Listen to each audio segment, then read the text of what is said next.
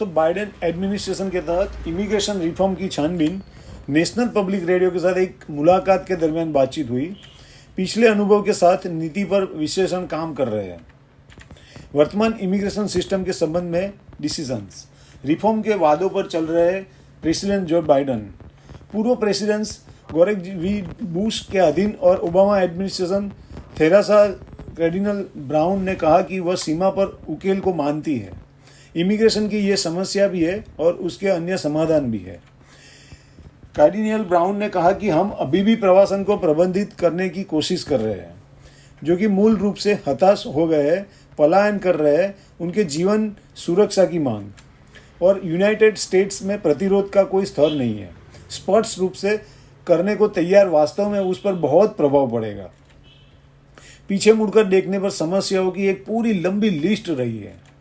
पिछले 3 प्रेसिडेंसीज में कैर्डिनल ब्राउन ने आवश्यक परिवर्तन का कारण बताया। प्रेसिडेंट ओबामा के पास अपने बच्चों के पिंजरों का क्षण था। प्रेसिडेंट ट्रंप के पास बच्चों और परिवारों को अलग करने की क्षण थी। कैर्डिनल ब्राउन ने कहा कि प्रेसिडेंट बाइडेन के पास बॉर्डर और पेट्रोलिंग का क्षण है। हमें यह पहचानने की जरूरत है कि यह अलग है। अपनी निजी वेबसाइट पर बाइडेन ने निम्नलिखित का वादा किया और कहा कि इमिग्रेशन रिफॉर्म की दिशा में कार्यवाही तत्काल करें। ट्रंप के नुकसान और नस्लभेद को पूर्ववत करने के लिए कार्यवाही करें। अमेरिका के मूल्य, अमेरिका के इमिग्रेशन सिस्टम को आधुनिकीकरण करें। हमारे समुदायों में इमिग्रेंट्स का स्वागत करें। पुनः जोर दे शरण चाहने वालों और शरणार्थियों के लिए अमेरिका की प्रतिबद्धता। अनियमित प्रवास के मूल कारणों से निपटना और लागू करना। प्रवासी सीमा की स्क्रीनिंग तपास। बाइडेन का पहला वादा हाल ही में सवालों के घेरे में आया है। हाइटियन के बीच टैक्स सीमा की घटना के बाद घोड़ों पर सवारी करके स्थानांतर करने वाले प्रवासी और बॉर्डर सीमा पे पेट्रोलिंग एजेंट। प्रवासियों के बढ़ते शिविर पर प्रवासन की प्रतिक्रिया। सीमा पर जनता के स्वास्थ्य संबंध में ट्रंप युग के नियम का उपयोग करना था। यही वजह है कि बाइडेन के कई समर्थक हैं जो अपने वादे पर सवाल उठा रहे हैं। टैक्स बॉर्डर पर एनकाउंटर की संख्या 21 वर्ष की है। स्थानांतर करने वाले 2 अलग अलग प्रकार की घटनाओं को संदर्भित करते हैं।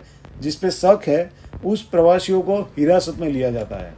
उनको वहाँ रखे बिना वो जहाँ से आए हैं वहाँ फिर प्रवासियों को तुरंत उनके घर के लिए निकाल दिया जाता है।